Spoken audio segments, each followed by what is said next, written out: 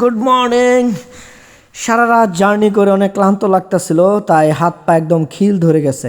আর এখন ব্রেকফাস্টের জন্য বিরতি দিয়েছে, আর এই সুযোগে একটু ব্যায়াম করে নিচ্ছি। কিন্তু এইটি কি ডিস্টার্ব করছে রে? এই তুই কে? হ্যাঁ, আচ্ছা সে যাই হোক, আমার কাজ আমি করি। 1 2 1 2 1 2। এবারে যাত্রায় আমাদের সঙ্গী ছিল এই ডাবল ডেকার বাসটি, কিন্তু বাস ছাড়তে দেরি হওয়ায় আমরা এখনো গন্তব্যে পৌঁছাতে পারিনি। এর মধ্যে ব্রেকফাস্টের সময় হয়ে গিয়েছিল, আর এই জন্য এই ফুড ভিলেজটাতে আমরা বিরতি নিয়েছিলাম ব্রেকফাস্ট করার জন্য। আর ব্রেকফাস্ট শেষে আমরা যে যার সিটে উঠে যাই, কারণ এখনো অনেকটা পথ বাকি। গন্তব্যে পৌঁছাতে আরও 1 থেকে 1.5 ঘন্টা সময় লাগবে। আর এই বাসটা ছিল মূলত নিচের দিক দিয়ে বিজনেস ক্লাস সিট এবং উপরের দিকে স্লিপার বেড।